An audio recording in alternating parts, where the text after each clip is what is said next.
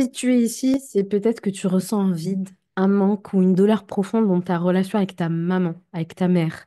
Peut-être que tu n'arrives pas à mettre des mots dessus, mais cette blessure, elle est bien là.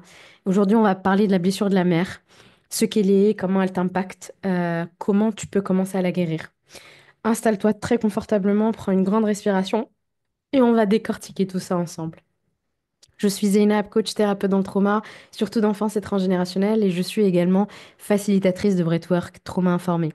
Et aujourd'hui, ça va être peut-être un épisode qui va te déclencher, c'est pour ça que j'ai parlé de prends une grande respiration, parce que je vais parler d'une grande blessure, l'une des plus grandes blessures qu'il peut y avoir, c'est la blessure de la mère. Alors si jamais tu te sens déclenché, fais pause, prends des respirations, rassure ton corps, assieds-toi avec l'émotion qui est là et tu reprendras ensuite. Qu'est-ce que c'est la blessure de la mère? C'est cette douleur qui naît quand la relation avec la mère a été marquée par le rejet, l'abandon, le contrôle, l'indifférence, l'amour conditionnel, la violence, la maltraitance. C'est, la blessure de la mère, elle fait référence aux blessures émotionnelles et psychologiques qui sont causées par une relation qui est difficile, par une relation qui est dysfonctionnelle avec la mère. Ça peut inclure un manque d'amour, un manque de soutien, de la non-présence physique, un manque de validation, des comportements toxiques, comme du contrôle excessif, de la négligence, des attentes irréalistes, etc., etc. Les enfants, en général, ce sont des filles, mais parfois il y a des garçons qui sont concernés par cette blessure aussi. Ils sont dits souffrir de... Enfin, on dit, ou en tout cas, je mets le mot de blessure de la mère, de mother wound, euh, quand il y a certaines réactions, certaines choses qui se sont passées dans l'enfance. Par exemple, une mère qui était émotionnellement indisponible, froide, ou qui n'a jamais pu répondre aux besoins attentifs de l'enfant. Elle savait pas faire preuve d'empathie pour accompagner les émotions de l'enfant, pour l'aider à les identifier, à les gérer. Et parfois même, souvent même, elle pourrait faire preuve de gaslight. Donc, elle renie tes propres émotions et ressentis. Tu n'avais pas le droit d'exprimer des émotions négatives. Et de toute façon, tout ce que tu exprimais était tout de suite gaslighté, minimisé et pas pris en compte. Peut-être qu'elle était intrusive, peut-être qu'elle était étouffante, peut-être qu'elle t'empêchait de devenir toi-même. Peut-être, probablement, qu'elle portait elle-même des blessures qui n'étaient pas résolues et qu'elle t'a fait subir. Inconsciemment ou consciemment, elle t'a fait subir le poids de ses propres souffrances, de ses propres traumas. Peut-être qu'elle était perverse narcissique, manipulatrice, culpabilisante. Par exemple, euh, mes clients qui ressentent toujours de la culpabilité quand ils posent des limites avec leur mère. Et leur mère qui va répondre avec du chantage émotionnel. Après tout ce que j'ai fait pour toi, je suis celle qui sera toujours là pour toi, je suis ta mère et tu me laisses toute seule, etc., etc. Les phrases gaslightantes et humiliantes et culpabilisantes sont nombreuses. Et en fait, le but, c'est de maintenir la personne sous contrôle, sous emprise. Et ça va générer une espèce de conflit intérieur entre loyauté et besoin de se protéger. Peut-être que ta mère t'abusait physiquement, émotionnellement, spirituellement même. Ça existe aussi. Peut-être qu'elle souffrait d'un trouble mental qui n'était pas traité. Elle était peut-être touchée par l'alcoolisme, de la dépendance aux drogues. Peut-être qu'elle avait des problèmes de bipolarité ou autre qui n'étaient pas diagnostiqués, qui n'étaient pas pris en charge et ça avait une incidence sur toi. Il peut s'agir aussi d'une mère qui est critique, ultra critique et très exigeante. Par exemple, mes clients qui vont être absolument anxieuses à l'idée de décevoir les autres. C'est vraiment un truc qui est impensable pour elles, qui ont grandi avec une mère qui pointait toujours leurs erreurs, qui s'attendait à de la perfection d'elles. Et en général, ensuite, ça va devenir des personnes qui vont avoir le syndrome de l'imposteur, qui vont avoir du mal à s'aimer telle qu'elle mériterait d'être aimée, etc., etc. Ça pourrait être aussi une mère qui attendait que l'enfant qui la soutienne dans ses propres besoins physiques à elle ou émotionnels. Une mère qui parentifie plus, de manière inconsciente très souvent, mais toujours est-il que la parentification est là. Une mère qui n'était pas disponible pour l'enfant, soit parce qu'elle devait aller travailler, soit parce que l'enfant a grandi avec ses grands-parents, l'enfant a grandi avec les voisins, etc. Ou peut-être qu'elle était absorbée par ses propres centres d'intérêt Euh, on peut, attention, être une mère qui travaille, une mère célibataire qui travaille même sans infliger la blessure maternelle. Attention de garder votre discernement, s'il vous plaît, hein. Bien sûr, je suis pas en train de dire la mère, elle doit rester avec l'enfant et jamais travailler. C'est pas du tout ce que je dis. Ça peut être une mère qui a elle-même subi des abus émotionnels, physiques, qui n'ont pas été traités, bien évidemment. Elle n'a pas guéri son traumatisme et été incapable d'offrir amour, réconfort, etc. à son enfant. On peut avoir de la compassion pour la partie enfant de la mère qui a été traumatisée, mais attention, la mère a le devoir. Là, on parle de la mère, mais ne venez pas me dire, s'il vous plaît, oui, mais le père, bien sûr, mais ça sera un épisode à part. Là, je parle vraiment juste de la mère, ok? La mère a un devoir de prendre sa responsabilité, le parent en général, hein, mais là, la mère en l'occurrence, a un devoir de responsabilité envers son enfant, et son trauma n'est absolument pas une excuse pour être maltraitante ou pour être une excuse pour minimiser l'impact de son comportement avec toi. Quelle que soit la forme qu'a prise cette relation, la relation, si elle est dysfonctionnelle, elle va forcément laisser une empreinte très profonde sur ton estime de toi, sur ta façon de vivre tes relations ou même sur ta capacité à aimer pleinement.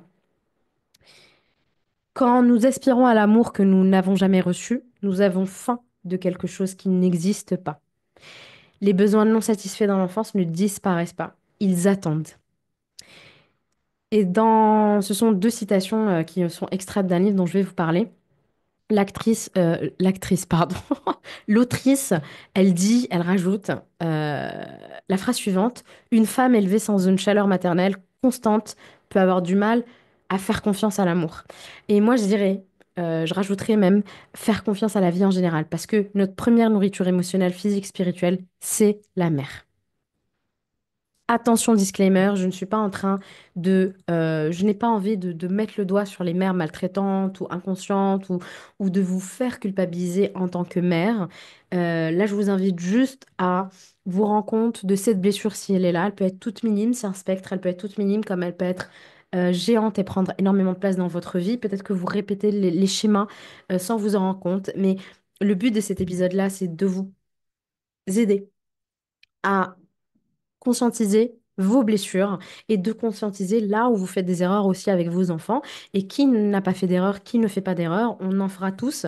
Mais le but, c'est pas de se saboter. Le but, c'est de se dire, OK, là, peut-être que je reproduis le schéma de mon parent toxique. Où est-ce que je peux réparer ça avec mon enfant? S'excuser et dire à son enfant, bah, là, j'ai été faillible, je suis un être humain faillible. Ça lui donne aussi l'autorisation de l'être et ça lui apprend à réparer quand il fait des erreurs, quand il ne fait pas bien, etc., sans euh, se saboter, sans rentrer dans de la honte toxique, etc. Donc attention, gardez votre discernement, votre ouverture d'esprit, prenez beaucoup de recul. Et si mes paroles ne vous parlent pas, vraiment fermez la vidéo et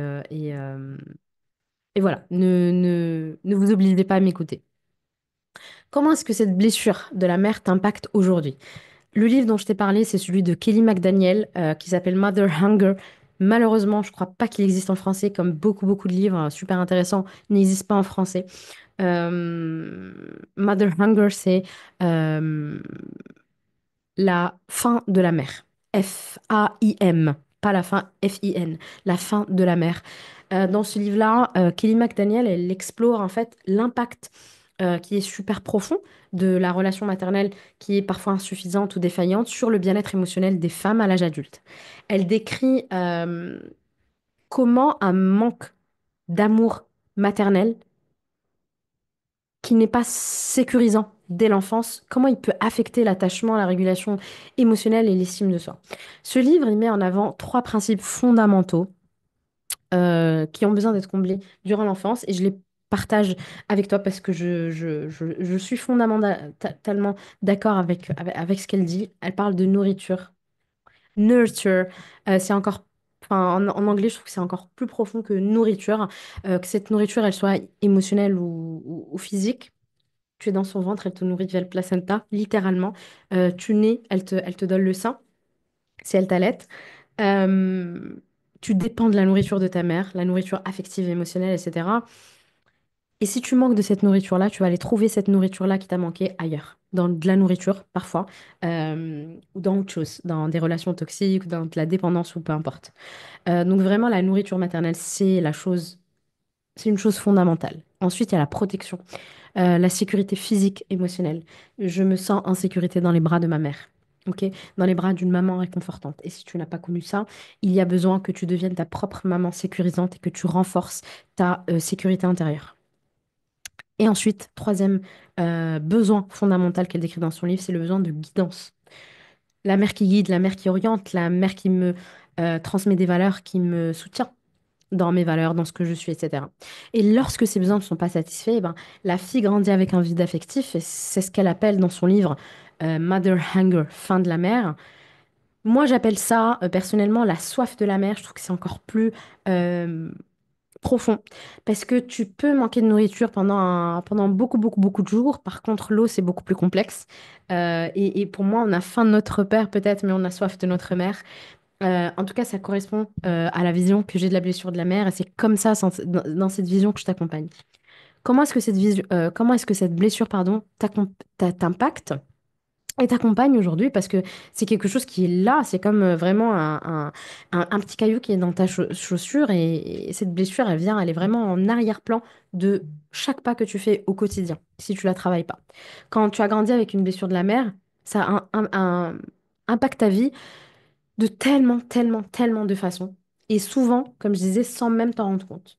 Premièrement, la chose qui revient le plus souvent, une difficulté, une incapacité à t'aimer. Quand l'amour maternel a été absent, il a été insuffisant, tu peux avoir du mal à te sentir légitime. Tu peux avoir du mal à croire que tu as de la valeur. Rien de ce que tu fais n'est valable, important. Et quoi que tu fasses, tu vas te critiquer, comme si tu rentrais en fait en loyauté inconsciente avec ta mère qui te critiquait aussi. Tu peux ressentir de l'indignité, tu peux ressentir je n'ai pas de valeur, je suis pas assez bien. Tu peux avoir un syndrome de l'imposteur qui est très fréquent. Tu peux avoir une difficulté à t'aimer, à t'accepter tel que tu es. Et en général, tout ça combiné, ça va comment dire, augmenter l'autosabotage. Et cette difficulté, cette incapacité à reconnaître tes propres réussites, à te dire, moi, j'ai rien réussi dans ma vie. Une personne qui a grandi avec une mère très, très, très, très, très critique peut avoir du mal à croire en ses capacités. Ne passera jamais à l'action. Elle ne prendra pas d'initiative parce qu'elle va de toute façon échouer, parce que quoi qu'elle fasse, elle va échouer. Et en fait, elle reste en loyauté avec sa mère parce que le deuil de la mère n'a pas été fait. Donc, je t'invite vraiment à regarder mon épisode sur le deuil. Tu cherches sur ma scène, tu vas le trouver. Le deuil d'un parent vivant. Quand tu n'as pas fait le deuil de ta mère, tu peux rester en loyauté avec elle. Euh, voilà. C'est assez basique et simple, mais c'est beaucoup plus complexe que ça. Deuxième conséquence, bah, des relations compliquées. Déjà, tu as une relation compliquée avec toi-même, donc ça c'est certain. Et tu peux avoir une relation compliquée avec les autres. Tu peux te retrouver dans des schémas où tu vas chercher l'approbation chez l'autre, à l'extérieur de toi. Tu vas avoir peur du rejet. Au contraire, tu vas repousser l'autre de peur de te blesser à nouveau. Tu vas avoir du mal à mettre des limites saines. Soit tu vas être trop soumis, soit tu vas être dans un rejet total. Donc vraiment, il n'y a pas d'équilibre. Je mets des murs ou bien je me renferme sur moi-même. Il peut y avoir des relations qui sont marquées par la codépendance, par l'hyperdépendance. Il y a de toute façon un problème d'attachement, hein, un attachement qui est non sécure. Tu vas peut-être avoir tendance à attirer des partenaires émotionnellement indisponibles, immatures, critiques, voire pervers narcissiques en fonction de la mère que tu as eue.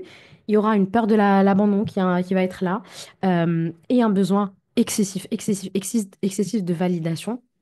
Et ça peut être même des fois des personnes qui attendent une validation de leur thérapeute.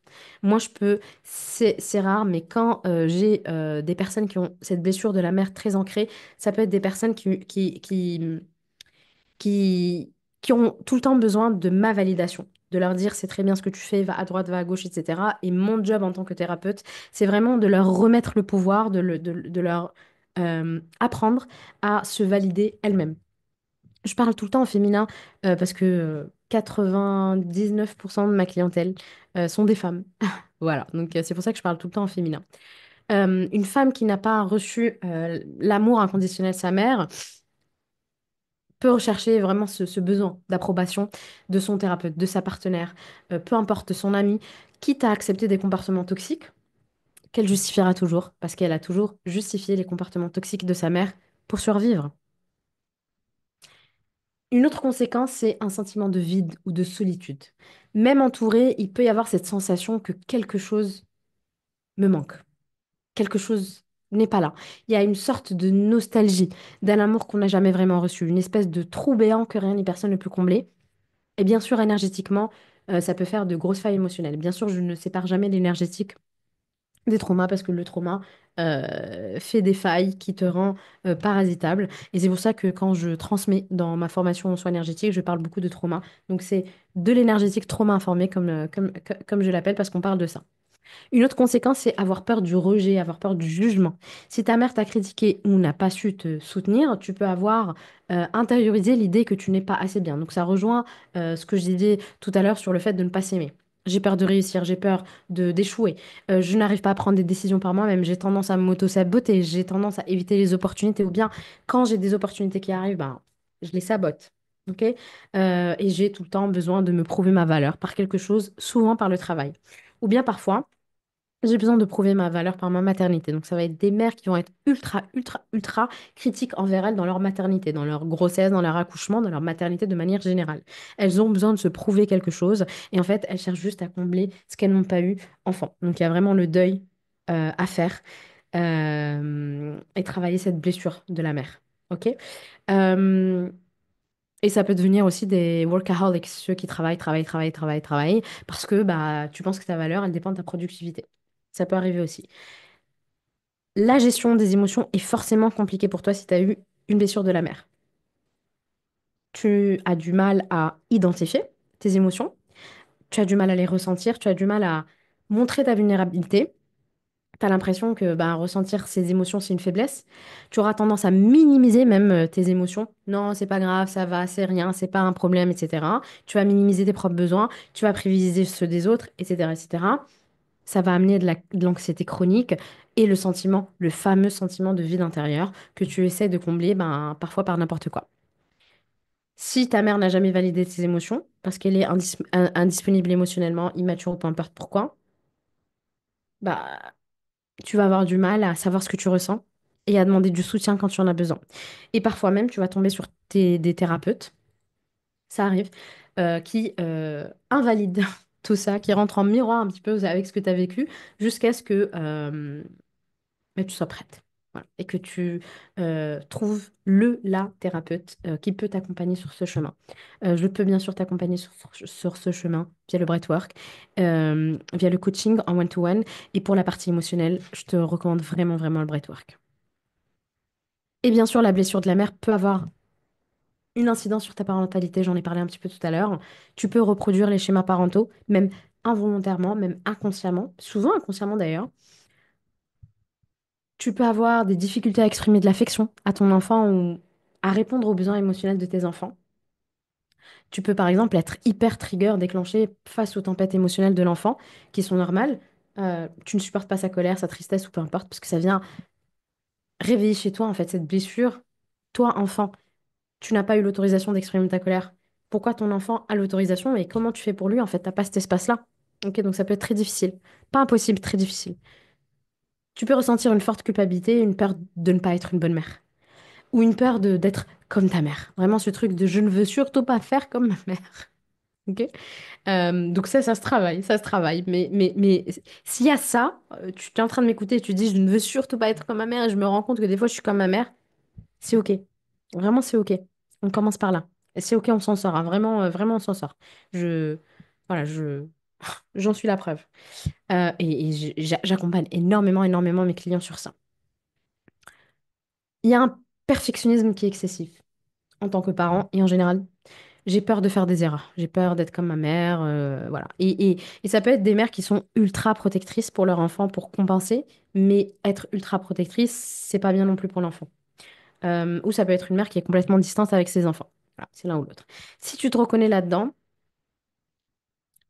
encore une fois, hein, je te répète, tu n'es pas condamné à rester dans ça.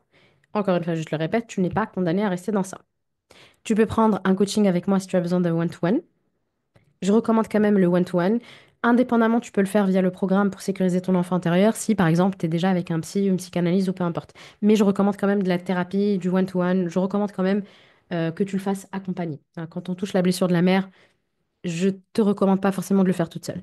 Euh, le breathwork, par contre, est excellent en accompagnement. C'est-à-dire, euh, tu es par exemple avec une psy et tu as besoin de travailler ton corps, régulation du système nerveux, sécurité émotionnelle, etc. Donc là, le breathwork. Et si tu fais du coaching avec moi, de toute façon, dans l'accompagnement de 6 mois, Rise Like a Phoenix, Rise Like a Phoenix, tu as 5 séances de breathwork offertes. Ok. Donc, pour moi, c'est très important. La blessure de la mère, la guérir, c'est pas un chemin facile. C'est une phrase que je répète souvent, mais c'est vrai. C'est souvent, très souvent en dents de scie. Parfois, tu as l'impression d'avancer, parfois, tu as l'impression que tu recules. Et c'est normal. Je vais te partager quand même 4 clés pour avancer. Déjà, reconnaître et accepter la blessure. Arrête de minimiser ce que tu ressens. Oui, cette relation t'a impacté. Oui, c'est douloureux. Oui, peut-être que ta mère ne l'a pas fait exprès. Oui, peut-être que ta mère l'a fait exprès. Oui, peut-être que ta mère est malade. Oui, peut-être que ta mère a des traumas non résolus. Oui, oui, oui, oui. Il y a plein de oui. Mais reconnais ce que tu ressens. Si tu ne te valides pas, toi, d'abord, qui va le faire? Tu as le droit de le reconnaître sans culpabiliser. C'est ta mère, oui, mais le respect il est mutuel, elle a des devoirs envers toi. Bien plus que juste offrir un toit sur ta tête et te payer des études. Combien de mères disent, mais je t'ai tout donné. Bah, tu m'as donné quoi? À manger, à boire, tu m'as offert les études, minimum vital, quoi. Mais les émotions dans tout ça. C'est un besoin qui est vital pour l'enfant aussi. Donc, arrêtons de minimiser, s'il vous plaît. Et peut-être que ta mère ne savait pas faire. Peut-être qu'elle avait ses raisons, peut-être qu'elle avait ses traumas, peut-être qu'elle pensait bien faire. Peu importe. Le plus important, c'est que toi, tu as vécu ça. Et peut-être que ta mère, c'est une bonne mère et que juste, elle a des traumas qu'elle sait pas comment faire. Elle n'est pas forcément toxique. Je rappelle que la toxicité, j'avais fait un épisode sur les parents toxiques. La toxicité, des fois, elle est consciente et des fois, elle est inconsciente. Donc, peut-être que ta mère, elle pensait vraiment bien faire et qu'elle n'a pas réussi. Et ça, c'est OK. N'empêche, ne minimise pas ce que toi, tu as ressenti. OK? Il y a vraiment ce truc de oui, mais ma mère, je l'aime, ma mère. Bien sûr, tu peux l'aimer, ta mère, mais avoir une blessure de la mère.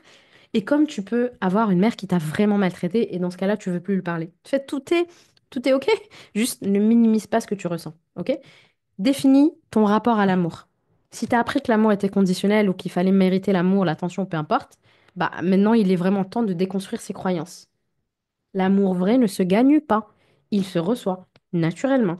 Et pour ça, tu as besoin de déconstruire mentalement, mais également corporellement parce que c'est le corps qui porte le trauma, qui porte la neuroception faussée du danger de la sécurité. Ta mère ne t'a pas sécurisé, donc tu es en perpétuelle hypervigilance. Tu ne sais pas comment être sécurisé. Comment veux-tu te sentir en sécurité si tu n'as pas connu la sécurité d'une maman aimante? Vraiment. Et si cette phrase te trigger, prends-toi dans les bras. Troisièmement, sortir des schémas répétitifs. Prends conscience des relations où tu cherches à combler le manque de ta mère. Et je vous garantis que ça peut être n'importe où. Ça peut être dans ta relation de couple, dans tes relations amicales, ça peut être même au travail. Vraiment partout. Partout. Ça peut être dans ta propre façon de t'aimer, en fait. OK? Ça peut être des schémas qui se répètent. Donc, ma mère ne m'a pas aimé, moi-même, je ne m'aime pas. Donc, ça peut être même juste entre toi et toi-même, en fait.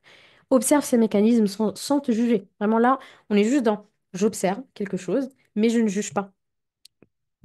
C'est énorme de ne pas se juger et d'avoir de la compassion pour toi, pour soi et d'être bienveillant envers soi-même. Et puis, quatrièmement, te donner à toi-même ce que tu n'as pas reçu. Peut-être que ta maman n'a pas su, n'a pas pu, n'a pas voulu t'aimer comme tu aurais mérité d'être aimé. Mais aujourd'hui, tu peux réapprendre à te materner toi-même. C'est ça, devenir son propre parent aimant, que je t'apprends dans mon programme autonome sur sécuriser son enfant intérieur. Offre-toi ce regard bienveillant. Offre-toi cette validation, cette douceur que tu mérites. Et ça ne veut pas dire que la douleur disparaîtra du jour au lendemain. Chaque pas compte. Si ta mère est encore dans ta vie, il est possible que tu ressentes de l'ambivalence, comme je disais tout à l'heure, un mélange de je l'aime, mais je ressens de l'amour, en même temps que je ressens de l'amour, je ressens aussi de la colère, de la tristesse. C'est normal. T'es pas obligé de couper le contact. T'es pas obligé de vraiment de saboter ta mère. T'es pas obligé de la critiquer, de l'insulter ou autre. Juste, t'as le droit de mettre des limites. T'as le droit de rassurer l'enfant en toi. T'as le droit de arrêter d'attendre quelque chose qui ne va jamais arriver. Tu l'aimes, mais tu comprends que ta mère bah, par exemple, a un problème mental. Tu comprends qu'elle est schizophrène et que bipolaire ou peu importe, et que elle ne peut pas en fait être là pour toi. Ok? Fais ses deuils. Fais ses deuils. Euh, L'épisode sur faire le deuil d'un parent vivant va t'aider. Et si ta mère, elle est plus là ou qu'elle est absente de ta vie, rappelle-toi que tu es ta priorité. Rappelle-toi surtout que la guérison ne dépend pas d'elle, elle dépend de toi et du regard que tu poses sur ton histoire. La blessure de la mère, c'est une des blessures les plus profondes parce qu'elle touche à l'amour originel, celui qui est censé nous construire. Mais ce n'est pas parce que tu as souffert que tu dois porter cette blessure toute ta vie. Tu peux apprendre à te reconstruire, à t'aimer, à t'offrir ce que tu n'as pas reçu. Et parfois, tu peux guérir en même temps que tu guéris ton enfant. Souvent, cette blessure de la mère, elle est très trigger, très déclenchée quand on devient nous-mêmes mère. Donc, vraiment, offre-toi ce regard bienveillant, même dans ta maternité, et guéris avec ton enfant, et excuse-toi et répare cette relation avec lui. Tu n'es pas seul. N'hésite pas à te faire accompagner, vraiment, je réitère ça, c'est très important. Dans cette blessure particulièrement, je vais insister. Entoure-toi. N'hésite pas à me dire si cette vidéo t'a parlé. Si tu as réussi à guérir cette blessure, n'hésite pas à commenter aussi pour que des personnes qui voient la vidéo lisent ton commentaire et soient rassurées. Parce que souvent, on a l'impression qu'on va jamais y arriver. Donc voilà, si tu traverses cette blessure, n'hésite pas à te déposer. Je te répondrai avec grand plaisir et je vais te lire avec beaucoup d'affection. On est ensemble dans ce chemin de guérison. Si tu as envie d'autres vidéos sur les blessures de l'enfance de manière générale, sur la guérison intérieure, abonne-toi, active la cloche pour pas manquer mes vidéos. N'hésite pas à partager, à liker, à commenter pour faire vivre cette chaîne. Si tu as la blessure de la mère, ou peu importe la blessure, je te vois, je reconnais ce que tu vis et je te souhaite de t'en sortir. À très bientôt. Ciao, ciao.